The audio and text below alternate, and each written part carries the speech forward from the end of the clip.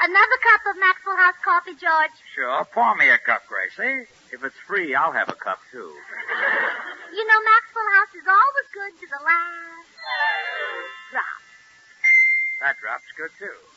Yes, it's Maxwell House Coffee Time, starring George Burns and Gracie Allen.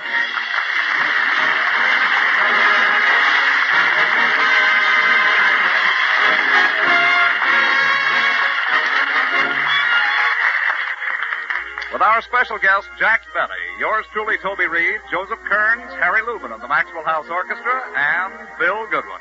For America's Thursday night comedy enjoyment, it's George and Gracie. And for America's everyday coffee drinking enjoyment, it's Maxwell House. Always good to the last drop.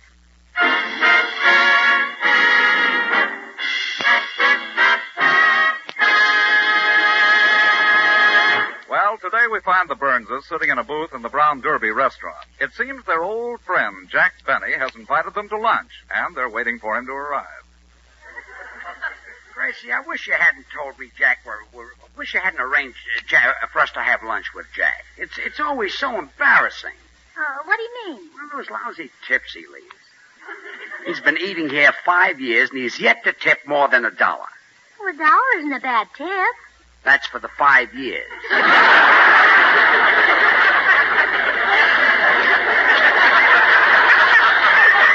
Besides, if we're his guests, he'll make us order crackers and milk. The cheapest thing on the menu. Well, Judge, I wish you wouldn't talk that way about Jack. He's always been awfully nice to me.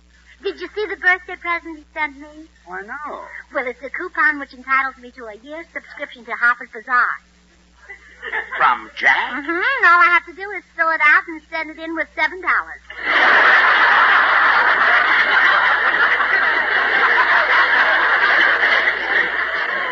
Harper's Bazaar is $6. Well, Jack gets $1 commission. Jack Benny hasn't put his hand in his pocket. January will be 80 years. What can be keeping him? Doesn't he know what time it is? No.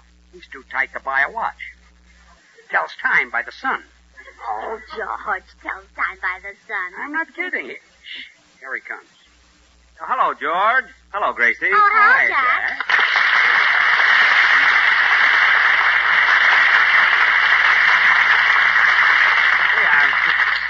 I'm sorry I'm late, kids. These cloudy days throw me.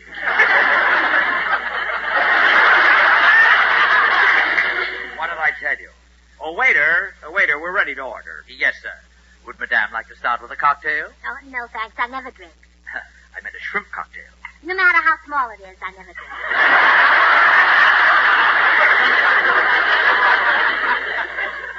Mrs. Burns will have a steak, and I'll have a broiled lobster. Steak and broiled lobster? Well, they're both very good here, but as long as you're in the Brown Derby, you really should order the specialty of the house. You see, crackers and milk.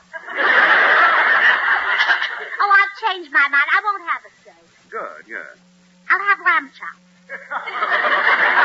Well, the crackers are very crisp here. They put the crumbs in a sack so you can take them home.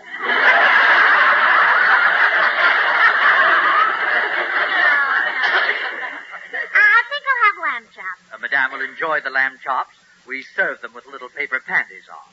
Well, don't your legs get cold? Grace, that's our order, waiter. How about you, Jack? I'll have crackers and milk.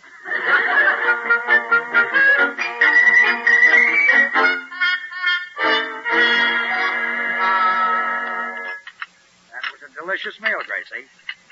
Where did Jack go? Well, the waiter refused to give him any more crackers, so he went to complain to the manager. My gosh. He talked them out of extra milk. Yeah, wasn't that clever? He kept handing his glass of milk to the waiter and saying, "Put a head on this." And mark my words. We'll get stuck with the check as usual. Well, George, that's your own fault. When the check comes, Jack always says, "Here, I'll take it." But then you always speak up and say, "No, Jack, I'll get it." So he lets you get it. That's right.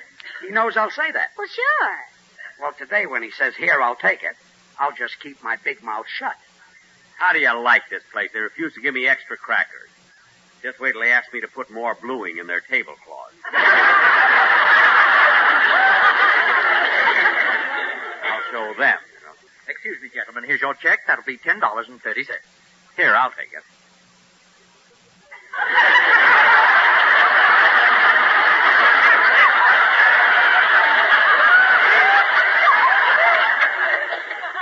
Well, somebody say something. That will be $10.30. You shut up!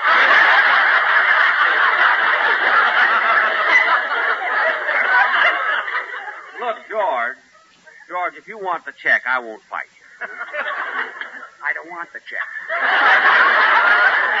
In that case, we'll fight. Jack, you're the stingiest man who ever lived. Oh, is that so? Yes, that's so. Well, don't act so proud. You're not the first one who ever said that. Now, please, don't get into a fight. There's no point to it. No point to it? You're the only two men in the world who couldn't hurt each other.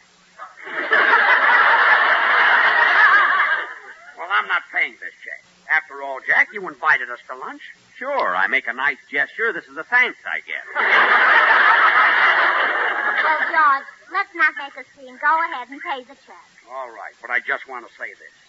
Jack, if you let me pay this check, you're a low, miserable, tight-fisted, conniving miser. You're a disgrace to our profession, and I'll never speak to you again as long as I live. Well.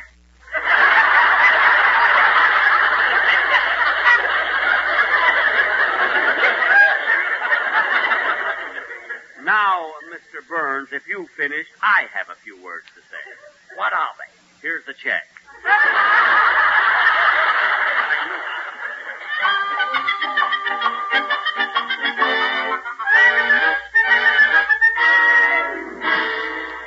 All right, George, we're home now. Calm down and forget about Jack Benny. I can't forget about it. How a man can go through life letting someone else pay his way, I'll never know. Well, now, don't let it make you so nervous. My goodness. When you paid that check, you were so upset you could hardly get my purse open. You know, Gracie, Jack didn't used to be this way. When we were in vaudeville with him, he was an altogether different fellow. Say, now that you mention it, he was. Well, people used to call him Generous Jack the Plunger. Yes, in those days, he spent money like water. I wonder what slowed him down to such a drift. I don't know. Maybe it was the disappointment of you marrying me instead of him. He was pretty sweet on you in those days. Well, I liked him, too. You know, Jack was awfully good looking. Yeah. Of course, that was a long time ago. Now he has to use makeup.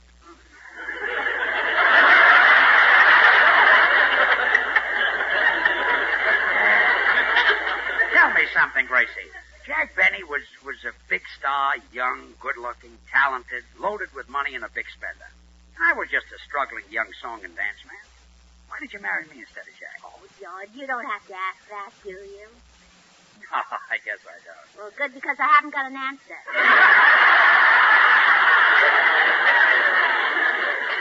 Fine. You know, I can't get over the change in Jack. When he was courting me, he was the most generous man in the world. He certainly was. Remember the night you both proposed to me? Sure. We got into an argument, and I hit Jack over the head with his violin. See? I'll never forget that night. That was 16 years ago, but it seems like yesterday. I remember Jack arrived at my house first. He brought along his violin to serenade me, and when I went to the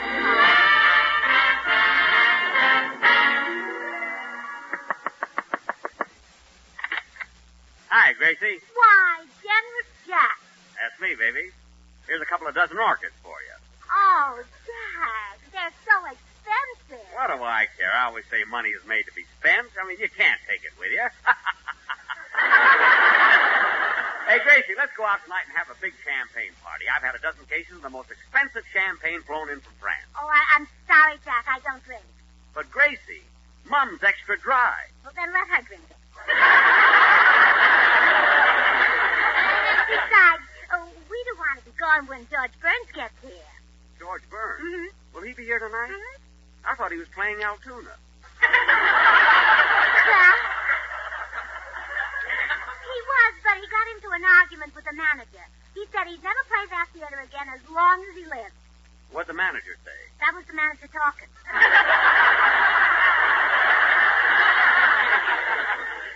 Oh, well, Gracie, I'd hoped we'd be alone tonight. There's a question I planned to. I'll tell you what. Let's go for a ride in my new car. You bought another new car? What happened to your stuffed bear cat? The man in the filling station admired it, so I gave it.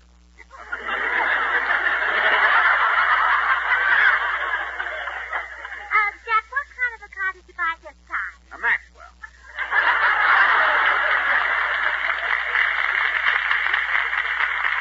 But I probably won't keep it long either. Well, Jack, I can't be gone when George gets here. He's in love with me. Yeah, so am I, Gracie.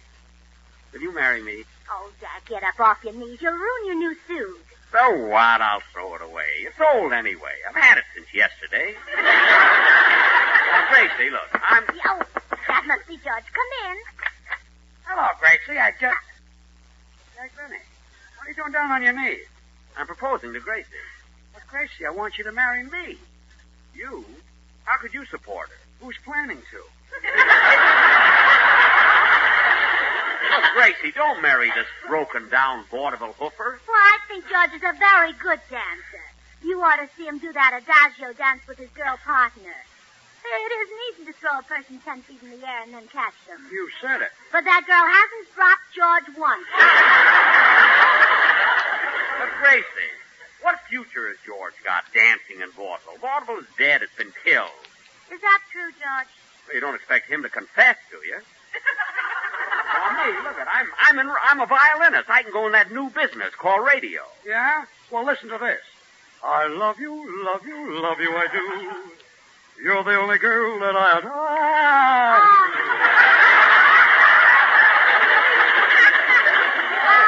Oh, Jack. When George sings, doesn't it just send you? Yeah, but not far enough. Now, if you want to hear some real music, listen to this.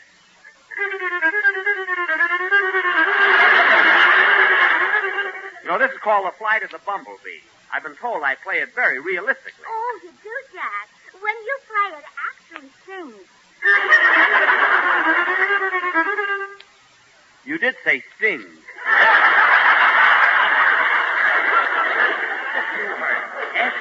S-T-I-N-K. Oh, yeah? Oh, yeah. Well, here's my violin. Let's see what you can do with it. Okay. Here's what I can do with it. Oh. Oh, George, you knocked him unconscious with his violin. Oh, you shouldn't have done that. You might have broken a string. I'll teach him to try to steal my girl. Oh, look, he's coming too. What happened? Where am I? You're at my house, Jack. Who are you? I'm your girl, Gracie Allen. You brought me these orchids, remember? I bought all those orchids? Yes. I must be nuts. They cost a fortune. But you're generous Jack the plunger. Plunger, schmunger. Money doesn't grow on trees. But, Jack, you always say you can't take it with you. Sister, if I can't take it with me, I'll find a way to send it. And you'll get a bill for these orchids tomorrow. Good night.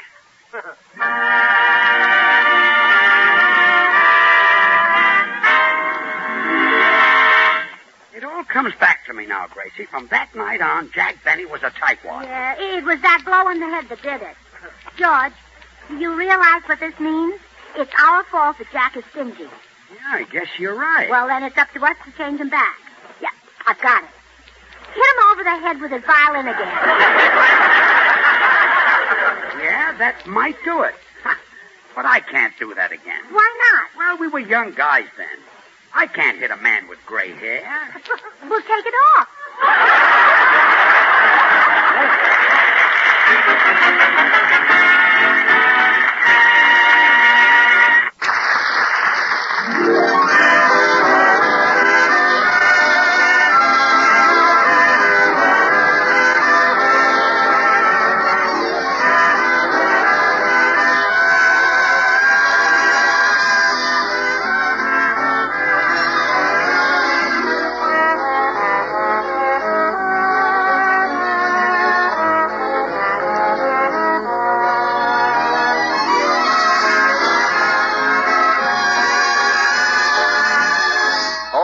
a beautiful morning. And really, friends, what a beautiful, wonderful morning it is when breakfast starts with fragrant, cheering Maxwell House coffee. How about it? Have you discovered how much more enjoyment there is in every cup of Maxwell House? Do you know why more people buy and enjoy Maxwell House than any other brand of coffee in the entire world? Well, the answer, of course, is flavor. Yes, rich, heartwarming, good to the last drop flavor that no other coffee gives you. No coffee but Maxwell House. To create it, our Maxwell House experts combine not one, but many superb varieties of Highland-grown Latin American coffees. With care and skill, they select Monazali's coffees for mellowness. They add Medellins for richness. Other choice coffees contribute robust vigor. And finally, they round out the blend with Bucaramangas for fine, full body.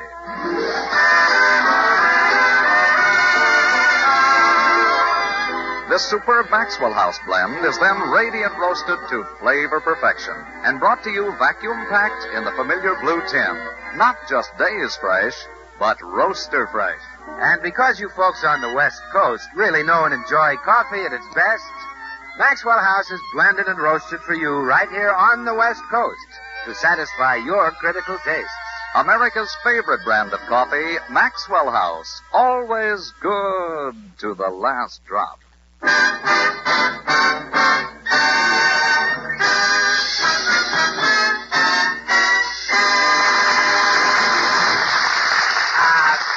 Gracie, I had a talk with Dr. Miller, the psychiatrist. He says the blow on the head might turn Jack Benny into Generous Jack the Plunger. Oh, wonderful.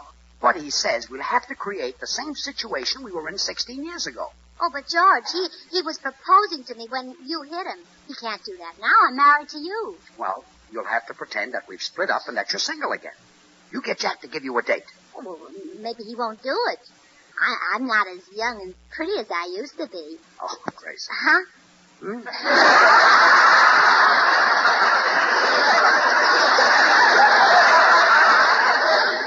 Gracie, you haven't changed since the day I married you. You're young, lovely, sweet, desirable. Oh, thank you, George. You haven't changed either. I haven't? No, you felt the same way about me then. Yeah, well, run along and see Jack.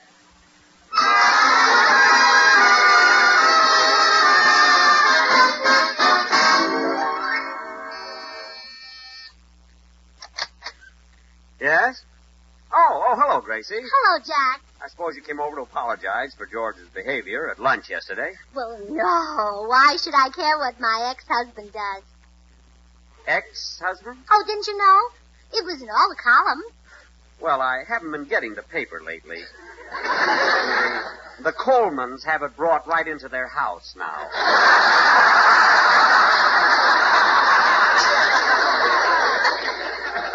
So you and George have called it off, huh? Mm-hmm. I'm single again. I'd even have a date if a very attractive man asked me. I'd love to ask you, of course. I'm not as attractive as I used to be. Huh? Ah, yes, you are, Jack. Oh, go on. I'm much older than I was then. Oh, no, you're not. You're still 39. How come you've never married, Jack? Oh, I guess I've been waiting for you, Gracie. Is there still a chance for me? Well, maybe. You used to say that the girl you married would have everything. Mink coat, Cadillac, diamonds, and all the money she could spend. Do you still feel that way? Certainly. That's why I want to marry you. You've got all those things. Gee, Gracie, we were meant for each other. Now, how about it? Oh, I don't know, Jack. You have to court me first. Again? Uh-huh. Call on me tonight and bring the orchid. But I did all that. That was 16 years ago. Well, didn't you save them? You know, they keep forever in the icebox. Well, as a matter of fact, I do have a lot of the things you gave me. I keep them pressed between the pages of a book. You brought me such nice flowers. I used to bring you candy, too. Yeah, I wish I could get that book open. Well, I'll see you tonight, Gracie. Yeah, well, it's a date, Jack. And be sure to bring your violin. Okay. Shall we have an evening with Beethoven? No, come by yourself.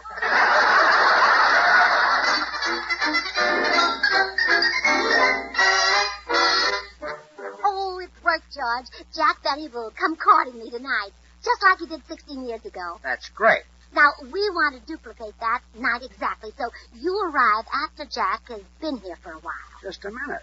I like the idea of leaving you alone with that old gray wolf. Might try to kiss you. Oh, George, relax. He's bringing his violin. So what? So by the time he carries that over, he'll be all tired.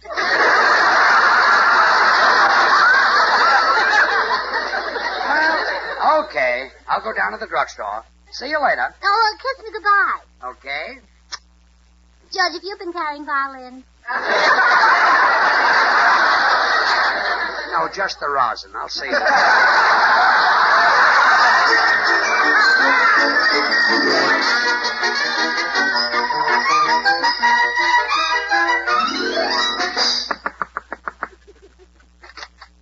Well, here I am, Gracie. Oh, Jack, how nice to see you. Gee, this is just like old times. Do you still like flowers? Love 'em. Well, here you are, baby. Here's enough flowers to fill this room. Oh, how nice, a package of seeds.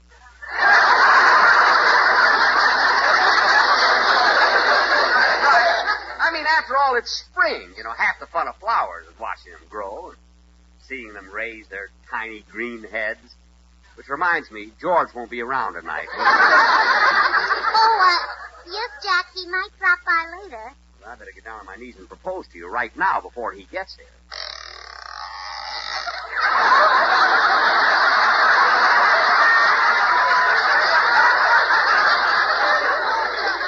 Darn it, I'm too late. I heard a door open.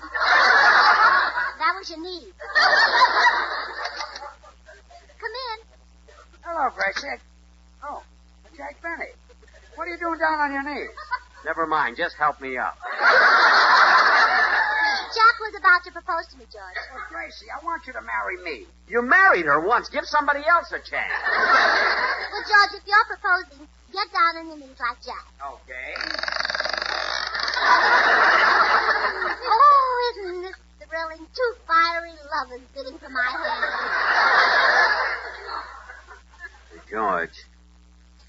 George, does this cold floor bother your rheumatism? It's murder. And I found some stuff that's awfully good. Really? What is it? I've tried everything. It's a new liniment. Works wonders. That's for me. My knees have been killing me. Isn't the rainy season just torture? Awful. I must get that liniment. I'll let you try some of mine. Will you? Oh, some fiery lovers. We'll have to honeymoon at the Mayo Clinic. Boy, you're proposing to me, remember? Oh, come in. Hi, Gracie. Where's the... George and Jack Benny down on their knees? What goes on here? Well, can't you guess, Phil? Somebody dropped a penny, huh? Guess again, comedian. Bill, we happen to be proposing marriage. Well, I hope you'll be very happy together. Would you like to drop back in about 2 weeks? Oh, not me. I want to stick around and see who asked who what and what the answer is. Bill, look, Dimples, we're proposing marriage to Gracie. You see, George and Gracie aren't married anymore. Gracie, is this true? Well, yes, Phil. I'm single now, but George wants me to marry him again, and so does Jack Benny. I can't decide between them. Can't decide between them. Gracie, this is your chance to marry one of the biggest stars in the country, a man with a great future in television. Yes, I was good, you know. Not only a great talent, but loaded with personality, charm, good looks. Blue eyes, don't be a fellow. Gracie, you lucky girl. This is your chance to marry me. You? Scram, you're lousing up everything. Pay no attention to him, Gracie. I'm asking you to be the mother of my children. How many have you got?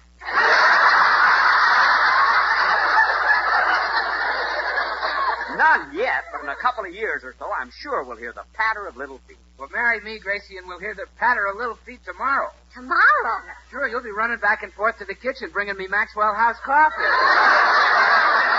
Think how happy we'll be, Gracie, with rich, delicious, mellow Maxwell House coffee from morning till night. Well, if you're going to get commercial about this, you can marry me and feel her level best.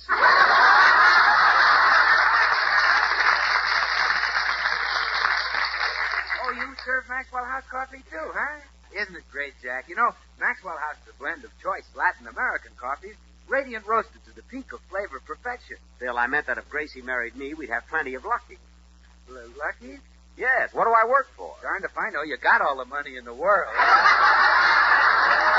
See, Wiz, you can buy Maxwell House by the carload. And Maxwell House is America's favorite coffee. Always good to the last drop.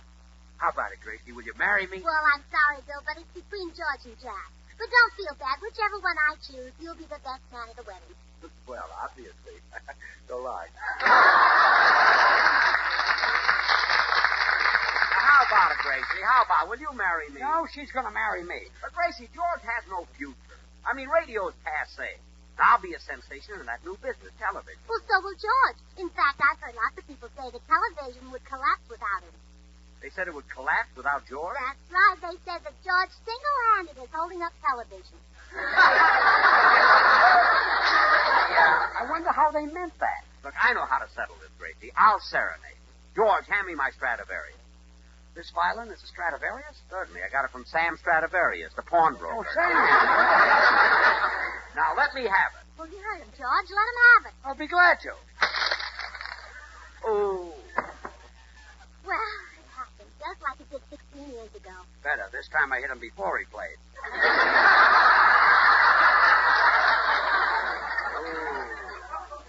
What happened? Where am I? Well, you're at my house. Who are you? Well, I'm your girl, Gracie Allen. You brought me these seeds, remember? I brought you a package of seeds? What a cheap thing to do. I'll call the florist and have him bring you $100 worth of orchids. Gosh. And a potted plant for your father here. George, burn. Oh. Well, let's all go to Ciro's and have a champagne dinner on me. Mum's extra dry. Hasn't that poor old lady had a drink yet? Gee, what's happened to me? I'm spending money like crazy, and I can't stop. That's right. You're generous Jack again. Again? You mean I've been this way before? Well, sure, you used to be generous Jack the Plunger. Then George hit you over the head with your violin, and you stopped spending money. Getting hit over the head with my violin made me stop spending money? That's right. Jack, put down that violin. Jack, Jack, stop hitting yourself over the head. Jack!